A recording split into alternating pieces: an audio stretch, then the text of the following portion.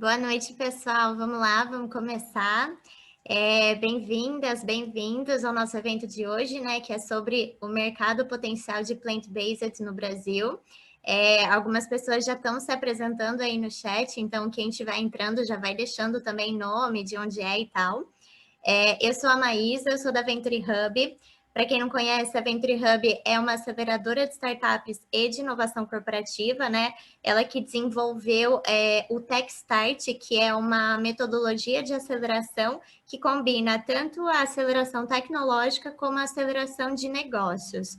Por exemplo, hoje a gente tem programas com oportunidades abertas em 3 setores diferentes, né? Que são o Food Innovation, que é o programa que acelera a cadeia de ingredientes, alimentos, bebidas e embalagens. E a gente também tem oportunidades no Techstart Agrodigital e no Techstart Indústria 4.0. Esse evento de hoje é uma iniciativa do Techstart Food Innovation, né? E para criar esse programa de aceleração, a gente se juntou com grandes parceiros, que são a Conexão F, que é a incubadora de conhecimento da Fundepag, e a Food Ventures, que é uma empresa que veio com a missão de transformar a forma como a gente alimenta o mundo, né? E nós três, né, essas 3 empresas, nós nos juntamos com o Itaú, que é o parceiro tecnológico para esse programa de aceleração, e ele tem um papel fundamental durante o processo, né? E para representar todo esse time, né, do Techstart Food Innovation, o Augusto Terra, da Food Ventures, vai conduzir o evento de hoje junto com as nossas convidadas, mas eu, assim como algumas outras pessoas da Venture Hub e Conexão F, estaremos também participando com vocês no chat. Então, a gente espera que vocês conversem bastante com a gente, mandem perguntas, mandem comentários. A gente vai contribuir aí ao vivo com link, algumas respostas, mas no final a gente deixou um tempinho guardado para as nossas convidadas responderem as dúvidas de vocês também, tá joia? Então, vamos lá, vamos começar esse evento. Vou convidar agora o Augusto para conduzir à noite. Oi, Augusto, tá aí? Obrigado, estou aqui. Muito obrigado, Maísa, muito bom. Boa noite, todo mundo. Boa noite, pessoal. Por um tempinho aqui eu vou ficar sozinho na apresentação. Já convido as meninas para participarem. Eu vou explicar um pouquinho mais sobre o programa e sobre o desenvolvimento da forma como produzimos os alimentos, né? Então, a forma como produzimos os nossos alimentos mudou. E aí, o programa Techstart, junto com o Itaú e os co-realizadores, tem como objetivo construir um ecossistema mais robusto aqui no Brasil para o desenvolvimento dessa cadeia.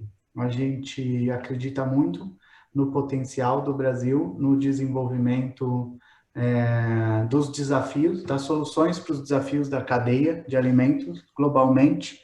A gente tem uma força muito grande através dos institutos de pesquisa e dos pesquisadores, né? A gente tem uma infraestrutura muito evoluída e a ideia do Techstart é unir todos esses elos da cadeia através de grandes empresas, médias empresas, pequenas empresas, tecnologias, instituto de pesquisa, startups e negócios novos e inovadores, infraestrutura e investimento. Tá? É um programa que usa a plataforma do Techstart da Venture Hub, uma plataforma já validada em outros mercados e que a gente acredita muito que com essa iniciativa a gente consiga colocar mais tecnologias nacionais dentro do mercado. O parceiro tecnológico é o Itaú. Dentro do desenvolvimento do programa, que tem 21 semanas, as startups que são aceleradas, elas têm como um benefício utilizar a infraestrutura do Itaú para desenvolvimento dos seus negócios, para aceleração dos seus negócios, além de infraestrutura também da parte de pesquisa e tecnologias do Itaú, para o benefício de colocar em prática essas tecnologias, colocar no mercado esses desenvolvimentos. Além deles, a gente tem outros parceiros institucionais voltados para a área de agronegócio, como Sicrop e Embrapa.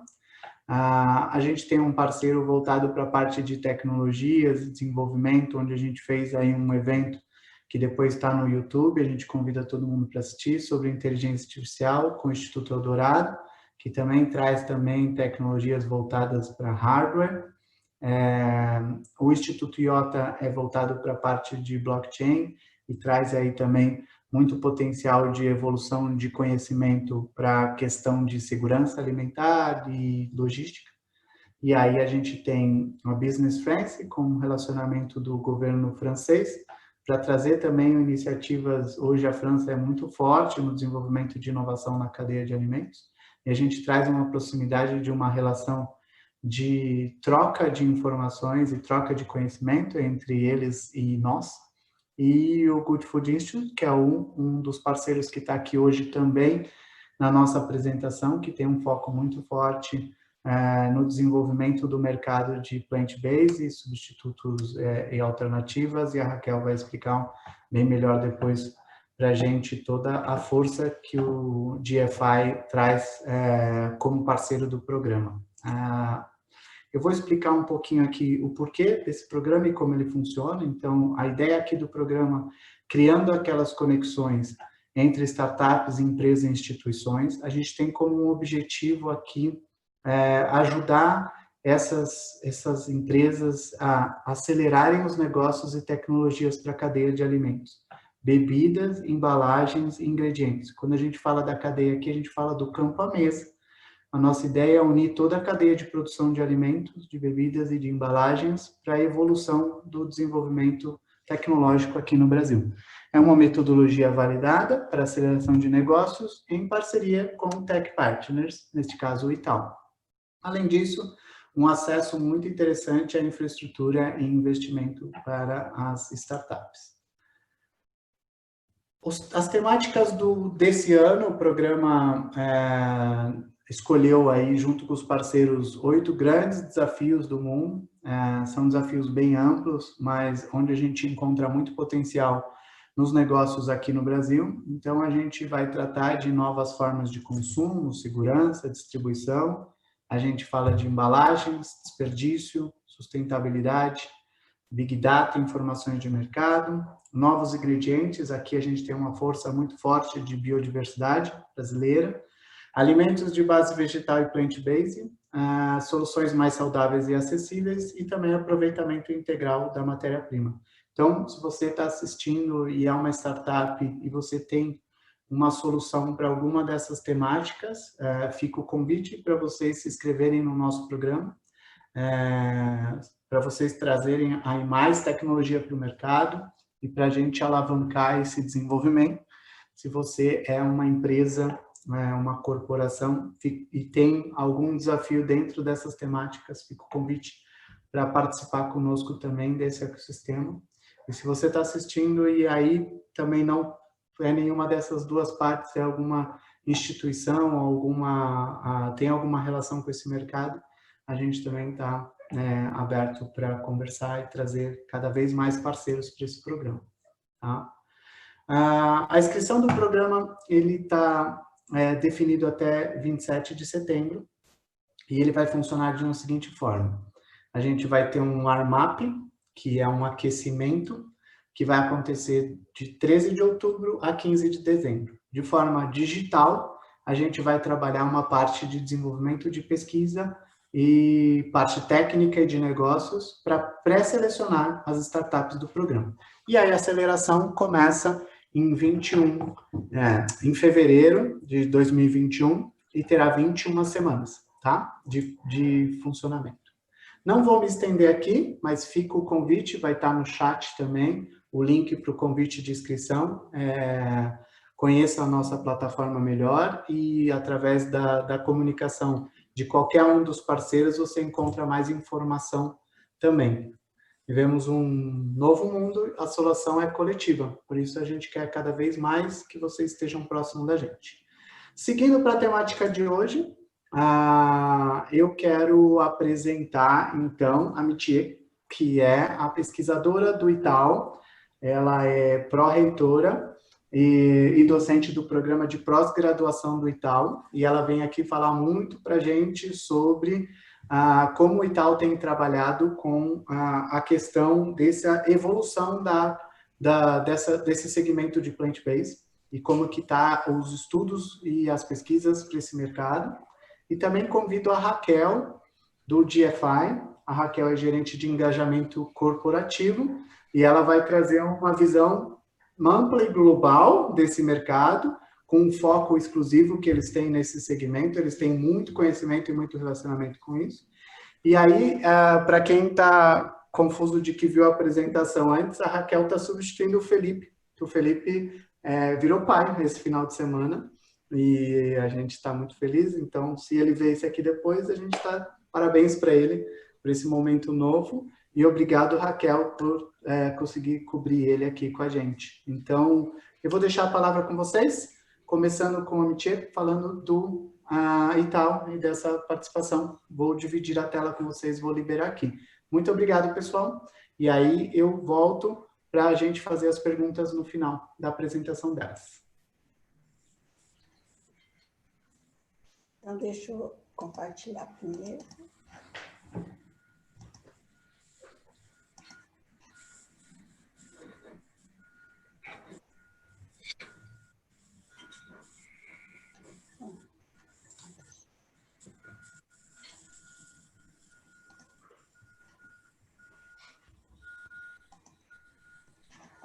Ok, agora compartilhou.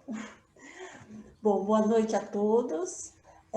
Primeiro, eu gostaria de agradecer o convite para participar desse evento, né, para falar sobre proteínas vegetais. Okay? Então, eu vou estar falando um pouco das tecnologias de obtenção, né, dessas proteínas e da agregação de valor, né, nos produtos utilizando as proteínas vegetais. Em 2019, né, o Itaú criou o Centro de Inovação em Proteína Vegetal, o PROVEG. Tá? Ele integra as pesquisas das unidades técnicas do Itaú para oferecer, né, novos ingredientes proteicos à base de vegetais e com ênfase em matérias-primas brasileiras. Né? Além disso, desenvolver produtos e formulações à base de proteínas vegetais. Bom, para a gente estar falando de proteína, né, quais são as duas principais funções dessas proteínas, né? A primeira, né, é a biofuncionalidade devido às propriedades nutricionais, mas além dessa função, né, de macronutriente, as proteínas, elas têm propriedades, né, essas funcionalidades tecnológicas que vão que vão formar, né, e estabilizar estruturas como emulsões, espumas, géis, né? E elas também têm capacidade de absorção de água e óleo. E, além disso, a solubilidade é importante também para bebidas à base de vegetais, né? Então, se a gente vir assim, uma maionese, né? Ela é uma emulsão, né? Óleo-água, onde a gente tem gotículas de óleo dispersa em uma fase aquosa. Enquanto que, assim, uma espuma, tipo marshmallow, no lugar, ela é constituída de bolhas de ar, né, que estão dispersas no sistema aquoso, no meio aquoso. Então, vejam que esses meios óleo e água e ar, eles são immiscíveis, né? Então, é necessário...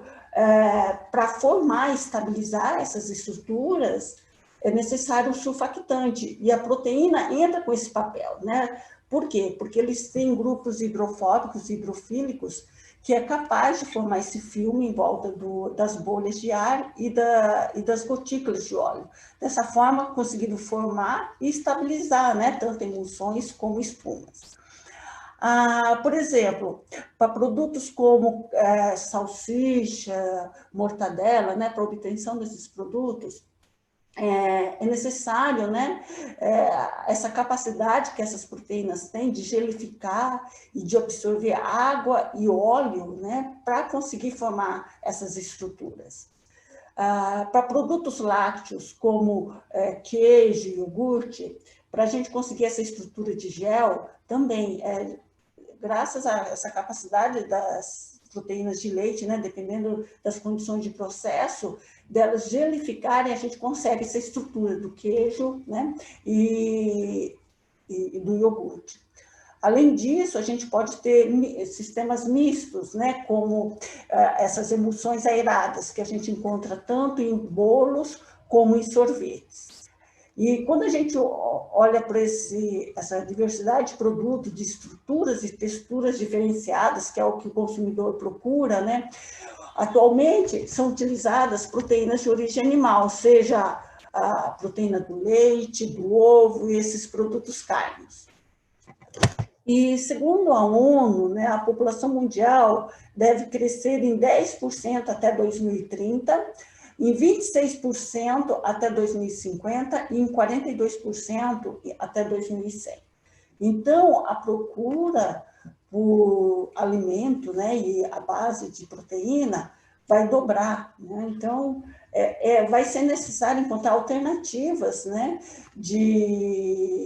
em relação à proteína animal, por exemplo, a proteína de origem vegetal, né? Por quê? Para a gente conseguir ter uma produção mais eficiente, né, e com menor impacto ambiental, né, para conseguir suprir toda essa quantidade de alimento, de proteína, para essa população, né, para esse aumento de população. Bom, a gente tem como alternativas leguminosas ricas em óleo, como a amendoim e a soja, né? E a soja a gente já tem uma cadeia bem definida aqui no Brasil, e da indústria de extração de óleo é obtido um subproduto, uma torta, né, desengordurada, que ela é rica em proteínas. Então, a indústria aproveita tanto para alimentação animal, como também para obtenção de proteína concentrada e isolada, além das proteínas texturizadas.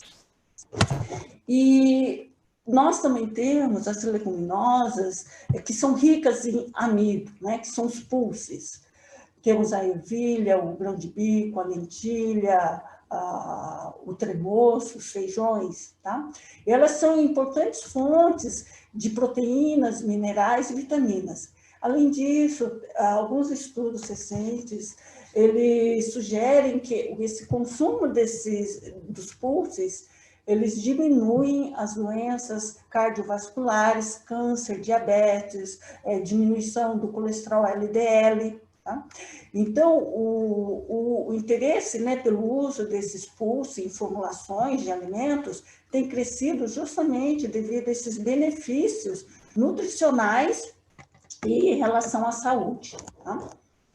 Bom, para a gente conseguir obter essas proteínas, nós temos o fracionamento úmido, que é o método convencional, né, que é utilizado. Por exemplo, se a gente tem a leguminosa rica em amido, é feita a moagem e feita uma suspensão em água, e a separação do amido da proteína é feita pelo hidrociclone, e em seguida a proteína é solubilizada, aumentando-se o pH, né? Geralmente, quando a gente aumenta o pH, a proteína se solubiliza e a gente consegue separar os carboidratos insolúveis da proteína. Em seguida, é feito o abaixamento do pH até o ponto isoelétrico da proteína, porque no ponto isoelétrico as cargas da proteína se anulam e ocorre essa precipitação da proteína. E dessa forma a gente separa agora a proteína dos carboidratos solúveis. Aí vai para a etapa de industrialização e secagem. E aí a gente obtém obtido a proteína isolada, né? Nesse processo, o teor de proteína chega a 90%. Agora, pensando num processo, né, de obtenção de proteína com menor impacto ambiental, não utilizando, no caso aqui, água, né, e o menor custo energético, nós temos também o fracionamento a seco, onde a leguminosa ela sofre o processo de moagem, e nessa etapa é super importante ter todo um controle para que a gente consiga obter tamanhos diferentes para conseguir separar a proteína do amido, tá? Então, normalmente, a proteína tem um tamanho menor, né? Acho que de 5 a 10 microns, e os grânulos de amido de 20 a 40. E devido a essa diferença de tamanho e de densidade, é utilizado o método físico, a classificação por ar, para separar justamente a proteína do amido. Então, a gente tem uma fração rica em proteína e a outra fração rica em amido. Tá?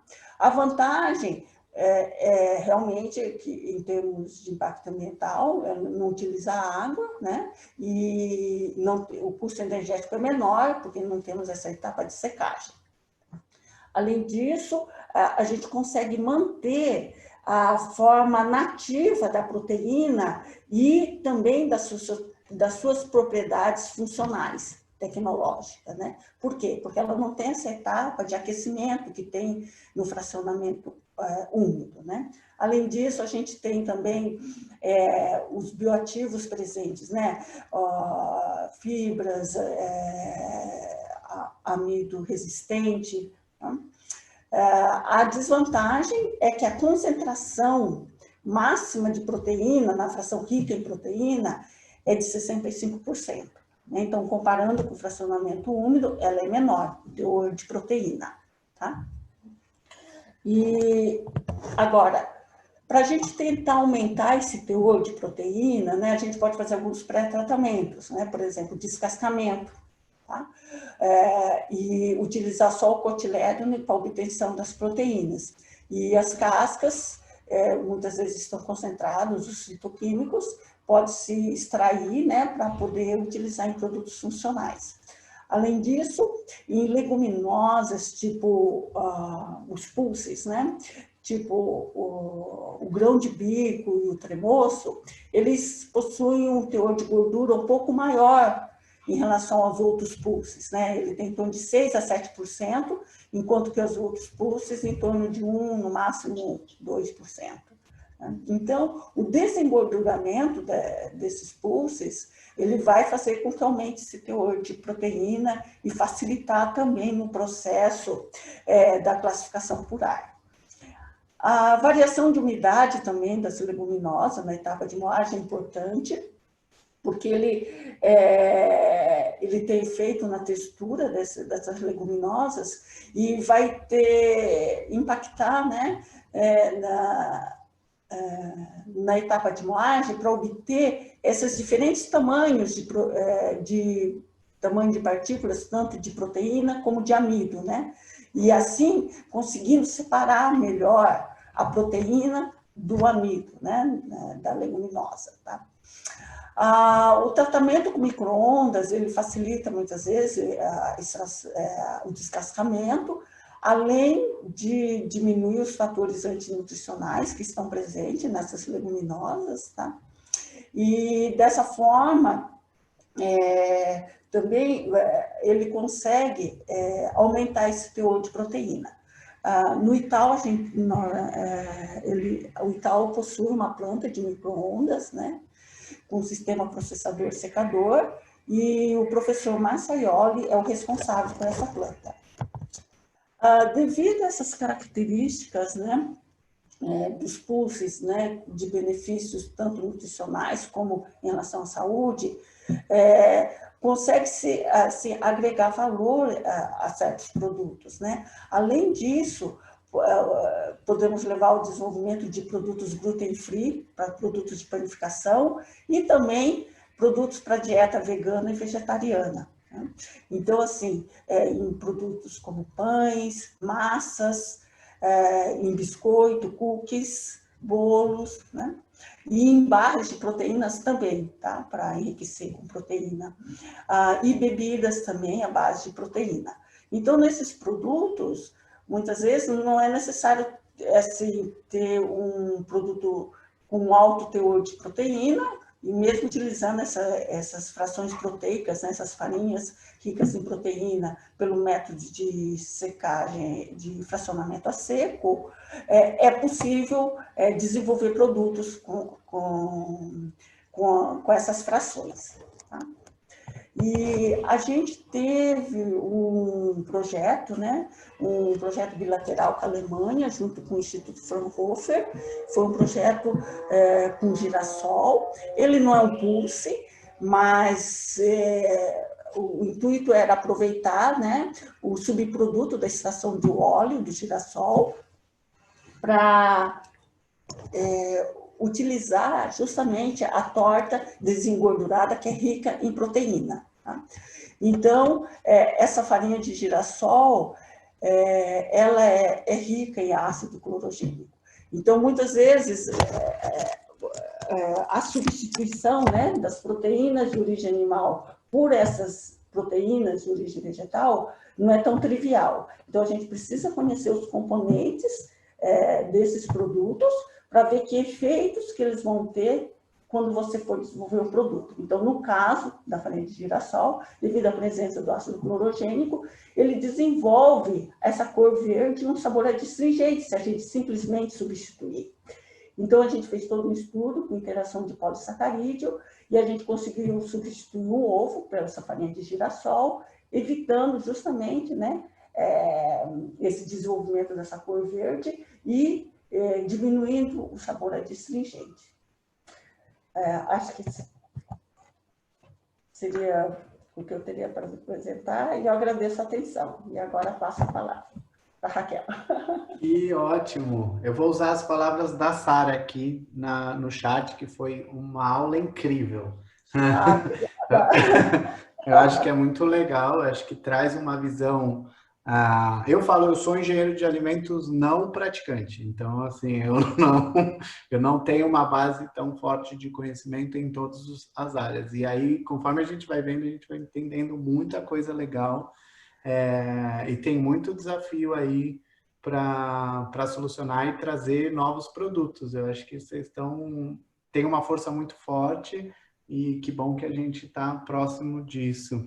E aí eu abro a palavra para a Raquel, então, que vai também trazer uma boa visão desse mercado, né? E eu acho que ela também já conhece bem o trabalho do Instituto, da Métier, e também vai...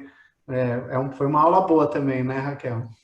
Pois é, que desafio que vocês me deram falar depois da Métier. É sempre uma super aula. É a segunda vez que eu tenho o prazer de poder dividir um painel com ela. Foi incrível. Obrigada, Métier. Obrigada pelo convite. Espero que eu possa representar bem Felipe, que está em bons braços nesse momento com o filho dele. Eu vou compartilhar com vocês a minha apresentação. Vamos lá.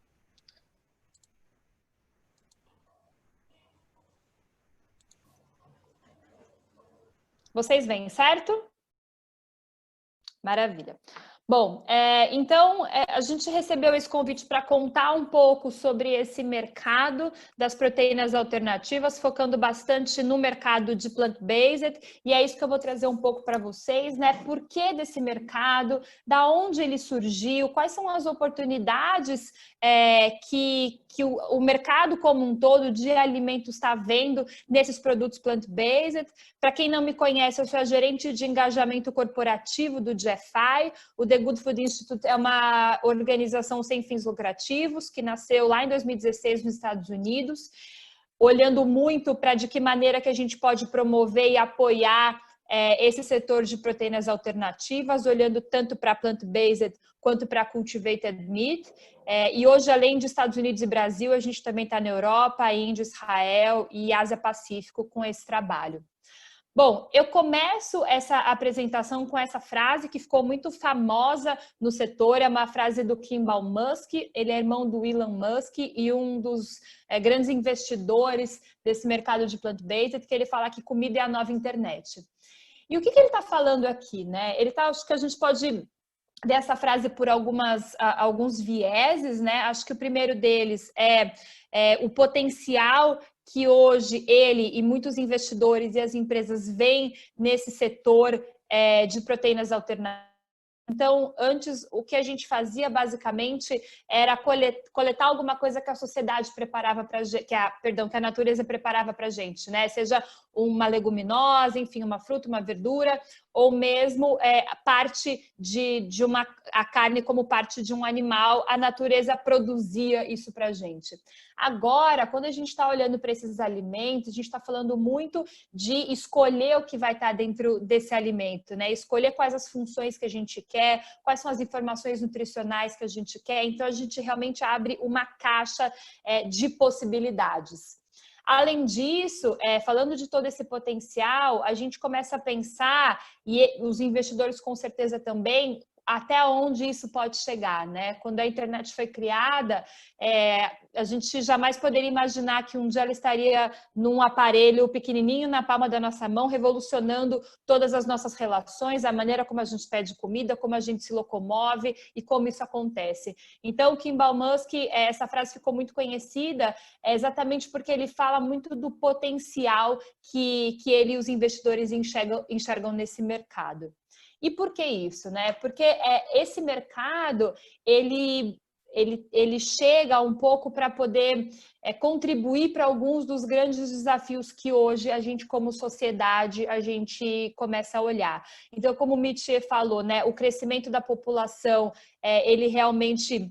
ele se mostra sendo um desafio muito grande para a gente pensar como que a gente vai alimentar quase 10 bilhões de pessoas nos próximos anos.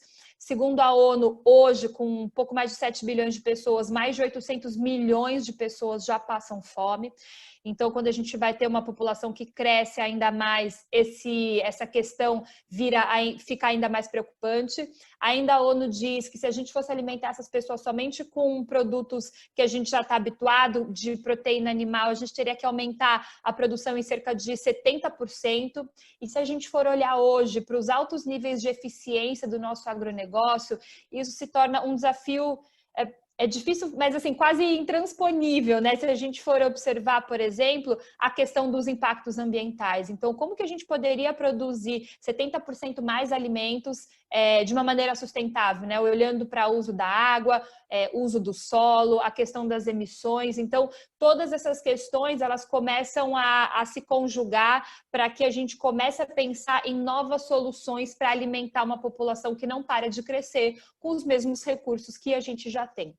É claro que também a população e o consumidor começam a olhar cada vez mais para bem-estar animal, e isso vai se tornando cada vez mais importante. Então, a gente já tem movimentos muito interessantes que a indústria vem fazendo, né? De, por exemplo, galinhas livres de gaiolas e uma série de certificações e de questões olhando para bem-estar animal, e isso vai ficando cada vez mais importante. E a questão da saúde humana, né? Em 2018, o GFI fez uma pesquisa perguntando para as pessoas que estavam reduzindo seus consumos de produto de origem animal por que estavam fazendo, e aí cerca de 70% disseram que estavam fazendo por alguma ou restrição médica ou preocupação com a saúde. Então esse é um drive muito forte para o consumidor, mas não só isso, né? Hoje, quando a gente vê, ainda segundo a OMS, algumas das maiores pandemias e doenças que realmente assolaram a nossa sociedade, elas têm o vetor animal como fonte, né, como origem, e aí a nossa preocupação fica cada vez maior quando a gente tem que aumentar ainda mais essa produção e de que maneira a gente consegue fazer isso de uma maneira a ter segurança de alimentos. E aí eu falo que essa é a parte difícil da conversa, né? A parte muito bacana é a gente pensar nas oportunidades. Então, como que esses alimentos de origem vegetal, eles estão aqui para a gente atender essa demanda global e crescente por alimentos, evitando crises de abastecimento e flutuação de preços. Então, a gente viu o que aconteceu ano passado, quando a China realmente teve uma questão com a febre suína africana, que dizimou uma parte da sua população de porcos, e aí o mundo inteiro atento para conseguir atender essa demanda de alimentos da China, os preços subiram e em alguns locais realmente tinham questões de como que a gente conseguiria atender essa demanda. Algumas pesquisas dizem que nem que se a gente abatesse toda a população de porcos que a gente tem hoje em cultivo, a gente seria capaz de atender essa demanda, tamanha a necessidade de comida e de fontes de proteína. Tem uma questão muito bacana também, a gente pensar que hoje a gente olha muito para entregar para o consumidor aquela comida que ele já está habituado, né? Então, uma carne plant-based, olhando para que mimetize a carne bovina, a carne de frango, a carne suína, mas até olhando para essa frase do Kimball Musk, quando a gente ultrapassar também essa barreira e isso já tiver dado, digamos assim, né, as tecnologias, os ingredientes, isso já tiver bastante no nosso dia a dia e, enfim, com preços competitivos e toda essa questão que a gente sabe que é importante, a gente também vai poder pensar em criar novas opções de sabor, em levar para o consumidor uma comida que hoje ele nem espera. Então, a gente realmente começa a pensar em conceitos de food design, por exemplo, e como a gente vai poder criar coisas que hoje a gente nem imagina. E isso passa também por potencializar outras indústrias, né? Como que a gente vai poder pensar, por exemplo, em fortificações específicas para deficiência nutricional de uma determinada população, e a gente pode produzir um alimento específico para essa população. A gente pode pensar também em o remédio do nosso filho, a gente vai poder manipular na farmácia e colocar em um pedaço de carne. Aí, ao invés dele ter que tomar a pílula, ele vai comer um pedaço de carne plant-based que já tem aquele remédio que ele precisa.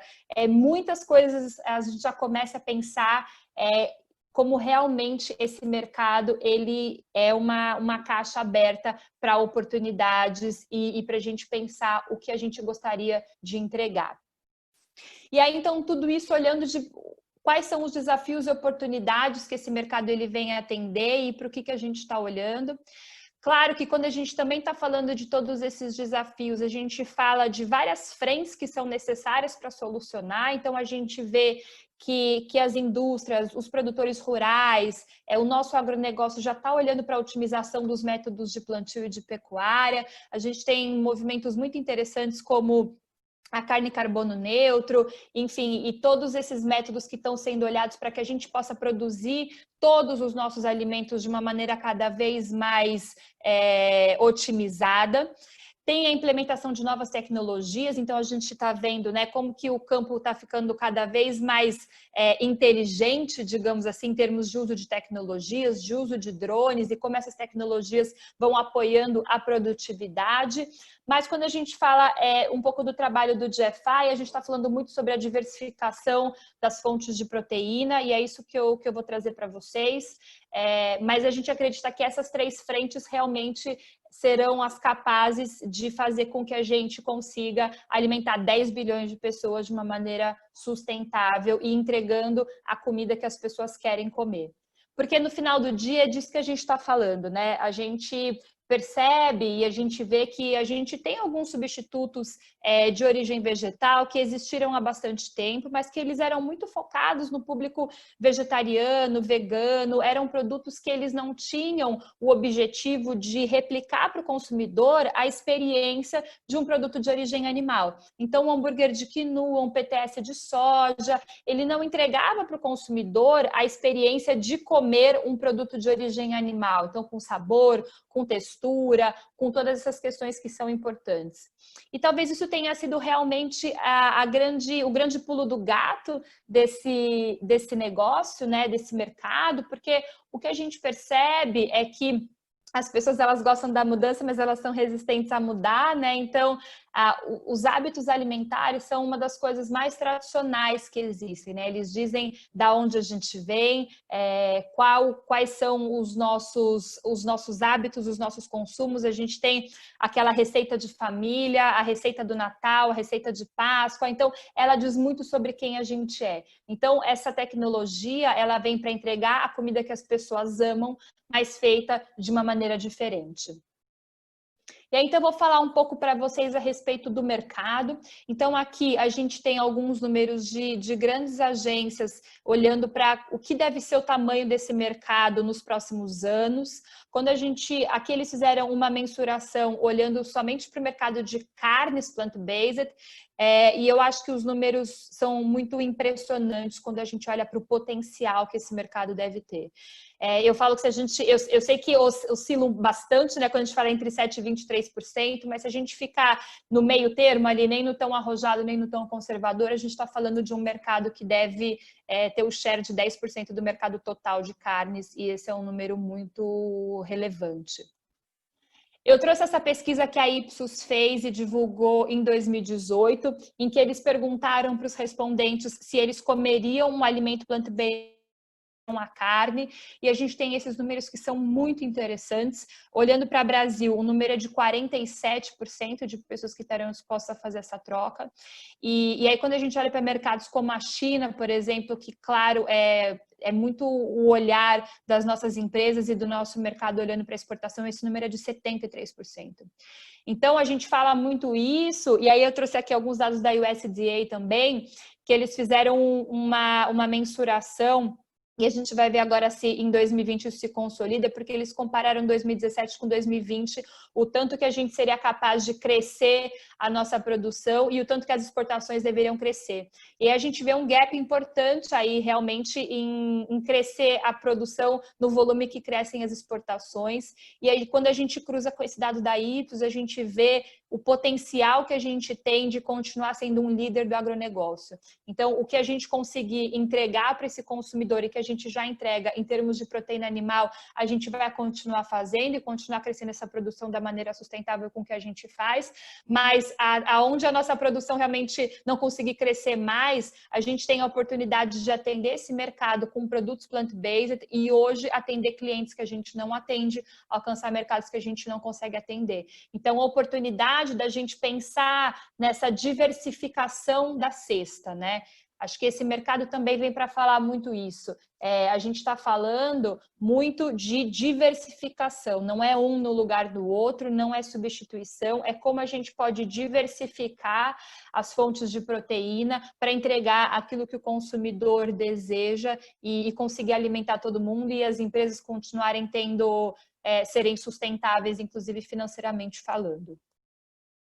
E aqui um dado da Dupont, que eles divulgaram essa pesquisa no ano passado, também olhando para esse mercado de plant-based. Então, vocês viram que em 2018, 47% das pessoas demonstraram interesse nesses produtos. Em 2019, o número já era de 67%.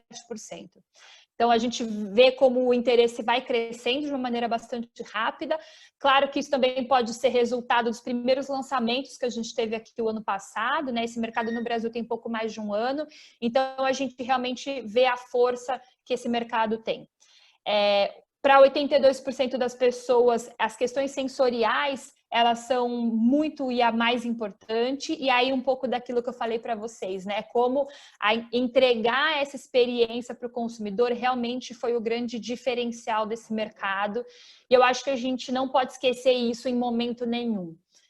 Quando a gente está falando desse mercado, claro que tem um drive muito grande olhando para questões de saudabilidade e para mudanças de hábito de alimentação, mas o principal drive desse consumidor e continua sendo a experiência de sabor, textura e aparência. Tem uma frase muito famosa nesse mercado, que é um dos investidores do Google, que ele fala, grite sabor, sussurre saudabilidade.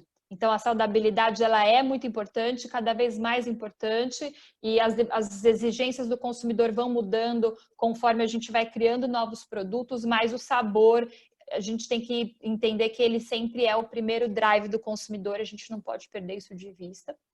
E aí, claro, as questões de conveniência, né? O consumidor, ele quer encontrar esses produtos no supermercado que ele está habituado, no restaurante que ele está acostumado a ir com a família. Então, a importância também de cada vez mais aumentar a distribuição desses produtos. Então, falando um pouco desse consumidor, eu vim falando para vocês, então, a respeito do que está motivando esse consumidor. Quando a gente olha para esses produtos, a gente brinca que o público-alvo desses produtos é quem come, é todo mundo. Não é um mercado focado em vegetarianos e veganos, ele é um mercado focado em todo mundo e principalmente no flexitariano, que é esse consumidor que em determinados momentos ele prefere não consumir um produto de origem animal, ele está tentando reduzir isso de alguma maneira. Claro que vegetarianos e veganos também entram dentro desse mercado, né? E a gente percebe uma aceitação interessante desses grupos de produtos, mas eu acho que é importante a gente ter isso em vista. Como eu falei para vocês, então, essa pesquisa é a pesquisa de 2018, em que a gente perguntou por que as pessoas estavam reduzindo. Então, se a gente for unir os 59% de preocupação com a saúde e os 11% de restrições médicas, a gente vê essa 70% com uma preocupação muito grande com relação a isso. Eu gosto sempre de fazer um destaque quando a gente fala para isso, porque aqui a gente está falando muito sobre percepção de saudabilidade. Isso é uma coisa muito específica de cada pessoa. Para algumas pessoas, a percepção de saudabilidade questões relacionadas a colesterol. Para uma pessoa que tem diabetes, por exemplo, açúcar. Para uma pessoa que tem hipertensão, provavelmente o sal, o sódio, essas questões são importantes. Então, é importante a gente analisar isso para que a gente consiga entender o que está motivando esse consumidor e entender que a indústria também está fazendo essa jornada junto com o consumidor e está entendendo dentro dos produtos que estão sendo lançados quais são as exigências em termos de saudabilidade, de nutrição desses produtos e evoluindo em termos de tecnologia, de ingredientes e de percepção do consumidor para fazer essas entregas. A gente já falou bastante a respeito disso, né? Então, sabor é o primeiro drive desse consumidor, conveniência também vem muito forte e a questão do preço. E aí, de novo, a gente tem que olhar para esse consumidor como o nosso consumidor habitual. Não adianta a gente tentar criar uma persona diferente desse consumidor e criar estratégias diferentes, porque hoje o que a gente vê é que ele é o consumidor que a gente já está habituado. Então, é o consumidor que no final do dia, preço para ele é muito importante. Ainda mais quando a gente vê o país passando por algumas situações em que o consumidor teve uma perda de renda por conta da pandemia e diversas outras questões, isso se torna ainda mais importante. A gente percebe que o setor, por exemplo, de carnes plant-based, ele vem performando muito bem porque os produtos eles estão posicionados, tem posicionamentos de preço dentro da categoria de carnes. Então, por mais que seja um posicionamento, claro, o posicionamento deles ainda é dentro da linha premium, dentro da proteína animal, mas ele está posicionado dentro da categoria de carnes, o que a gente já não encontra com laticínios. Então, hoje, os leites vegetais, eles têm um desafio tremendo em termos de preço, por exemplo, eles chegam a custar 3, 4 vezes mais do que os produtos de origem animal. E aí são vários os desafios de por que isso acontece, até desafios, enfim, em termos de subsídios e de tributação, que faz com que isso aconteça, mas isso também muda a performance desses produtos e quando a gente olha o tamanho do crescimento do mercado de carnes vegetais, por exemplo, e o que a gente encontra com laticínios. E aí, para finalizar, vou falar um pouco para vocês sobre Brasil. Então, o que eu falei para vocês, né, em apenas um ano, pouco mais de um ano de categoria, a gente já vê essa gama de algumas da gama de produtos que a gente tem. Eu não consegui trazer todos aqui, acho que seria impossível, mas aqui eu foquei bastante nas carnes vegetais. Que eu acho que, como eu falei para vocês, é um mercado que cresceu muito durante esse ano. Esses produtos hoje não estão só no Brasil, algumas dessas empresas já estão exportando produtos. A Fazenda Futuro, por exemplo, já está exportando para países da América Latina, Europa e para Dubai. As outras empresas também já começam a fazer as suas incursões para o mercado externo, então isso é muito bacana. A Mantiqueira, eu coloquei aqui o produto da Mantiqueira, a maior produtora de ovos da América do Sul, lançou o primeiro ovo vegetal do Brasil, então acho que é muito bacana quando a gente olha o nosso potencial e o que a gente criou em pouco mais de um ano. E aí eu queria destacar muito o potencial do nosso país nesse mercado. Como eu falei para vocês, e eu destaquei muito, né, e eu nem precisaria, né, a força do nosso agronegócio, toda a expertise que a gente tem, tanto científica com instituições como o Itaú, por exemplo, com toda a expertise científica para que esse mercado evolua cada vez mais, quanto toda a nossa biodiversidade que possibilita que a gente realmente crie ingredientes e produtos muito únicos, quanto toda a capacidade de execução das nossas empresas que já exportam para o mundo inteiro, que já alimentam boa parte do mundo. Então, a gente realmente tem o potencial de também ser líder nesse mercado. Então, mesmo a gente tendo começado 5 anos depois, o potencial e o que a gente já tem mostrado para o mercado é muito desafiador. Por último, eu queria deixar para vocês alguns dados da nossa bolsa de investimentos que o GFI faz. Então, o GFI anualmente investe também em pesquisa e em ciência. O nosso grant ele tem 2 anos, a gente já investiu quase 7 milhões de dólares em 35 pesquisas, temas de pesquisa, olhando para proteínas alternativas, e aí a gente está olhando tanto para plant-based quanto para cultivated meat, e aí olhando bastante como que a ciência e a academia têm um papel crucial para que a gente continue inovando e para que a gente continue entregando esses produtos incríveis que a gente já entrega. É isso. Deixa eu deixar aqui. Vou parar de compartilhar.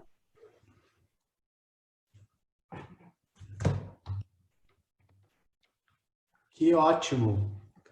Também uma ótima aula, muito bom. Acho que deu uma boa visão de todo o mercado, tem muito potencial, muita coisa boa. Segue na mesma ideia nossa, com o Techstart, a gente também acredita muito no potencial do Brasil para o desenvolvimento de vários desafios, incluindo o de plant-based para a cadeia de alimentos, e acredito muito também que é uma das forças que a gente tem de se aproximar de um instituto como o Itaú, que traz muito essa relação de pesquisa e desenvolvimento para novas tecnologias para esse mercado. Então, agradeço as duas. Vou abrir um pouquinho para perguntas. A primeira é da Amanda para a Métier. Ela fala se esse trabalho está publicado. Eu acredito que é o trabalho de girassol que você passou. Sim. Esse trabalho, ele ainda não está publicado, né? A gente acabou de submeter. Então, se Deus quiser, a gente consiga até ano que vem estar disponível. Tá? Então, ainda não está publicado. Tá bom, que ótimo. Aí eu vou seguir, pode ser você mesmo, mas a pergunta é para as duas. Depois a Raquel pode responder também. Não, minto. Essa é para Métier só. É bem mais técnico. Qual a diferença no sabor? É uma pergunta da Sara, tá? Desculpa. Qual a diferença no sabor da proteína obtida por fracionamento úmido e seco? E aí ela complementa, que ela ficou com a impressão de que a seca teria mais residual. E aí, se for isso, como que pode ser, como podemos diminuir esse residual?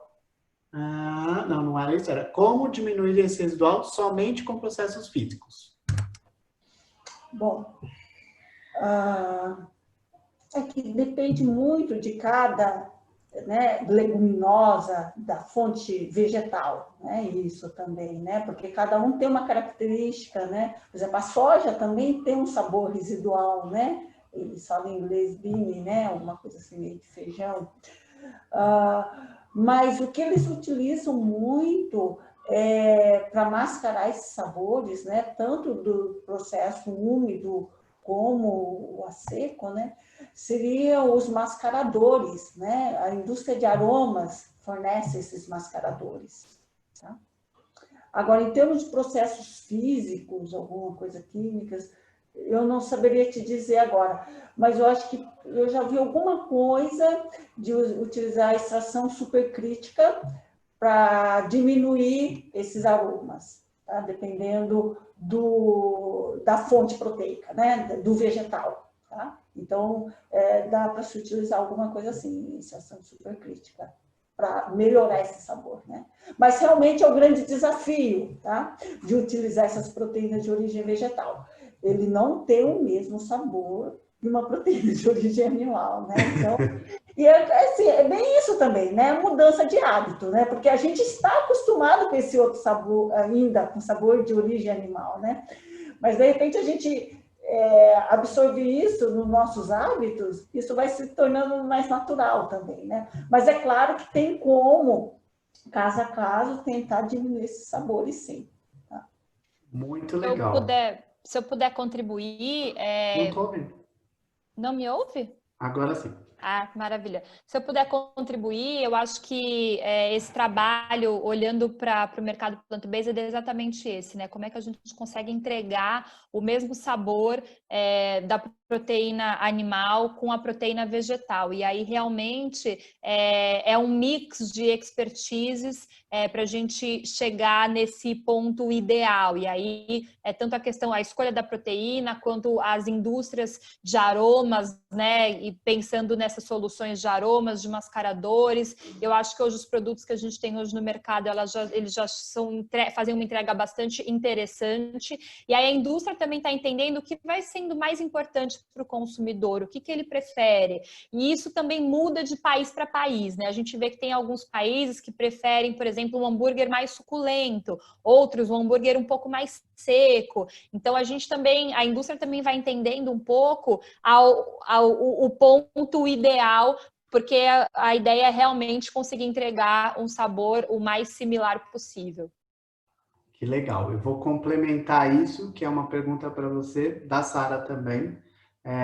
O pessoal ficou com vergonha hoje de fazer muita pergunta.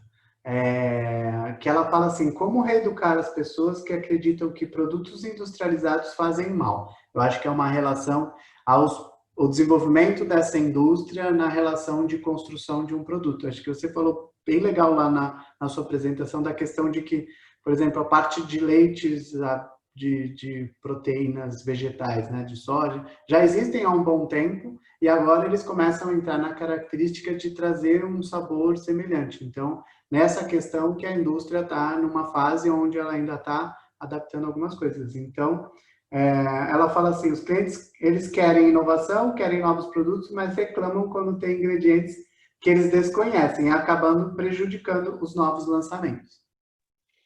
Eu acho que tem essa jornada que o setor como um todo está percorrendo, né? O que a gente percebe é que o consumidor ele é cada vez mais preocupado em entender o que ele está comendo, né? Então, quando ele está olhando para a lista de ingredientes, ele quer entender o que são aqueles ingredientes, o que está dentro daquele produto, né? E aí eu acho que faz também parte do papel do setor e da indústria como um todo, explicar isso para o consumidor, deixar claro o que está naquele alimento, para que ele possa fazer escolhas cada vez mais conscientes, né? E aí o mercado também vai evoluindo para a gente conseguir entender qual é o ponto ideal de novo, né? Então, quais são os ingredientes, quais são as questões nutricionais, o que vai sendo importante para o consumidor e aí essa jornada vai acontecendo e vai se aprimorando. Quando a gente vê, por exemplo, acho que poucas vezes no mercado de alimentos, por exemplo, a gente via o lançamento de um produto e depois de alguns meses a versão 2.0, 3.0 já com melhorias. Então, a indústria também ouvindo muito esse consumidor e já fazendo esses ajustes, já entendendo quais eram as entregas que deveriam ser feitas. Muito legal.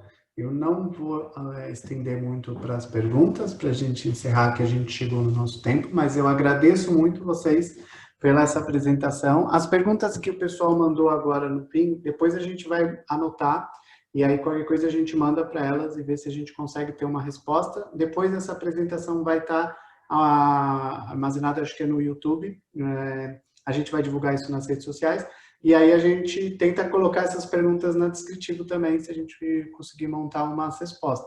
Mas eu agradeço. Usando aquela sua inicial do Musk lá, da internet, né? Ontem eu estava vendo um caso que o Brasil, a Nubank recebeu um investimento de 300 milhões de dólares ontem, né? E se tornou aí um super case de 10 vezes um unicórnio aqui no Brasil. E aí eu falei para o pessoal, eu fiz uma comparação.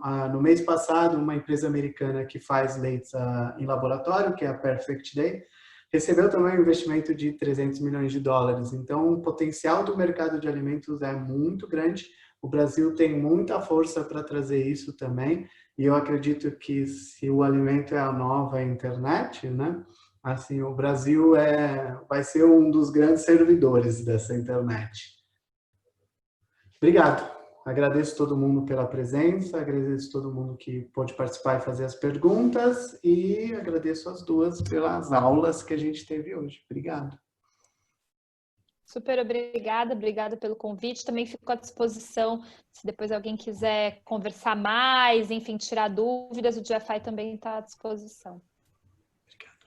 Eu também agradeço e também estou à disposição para outras dúvidas.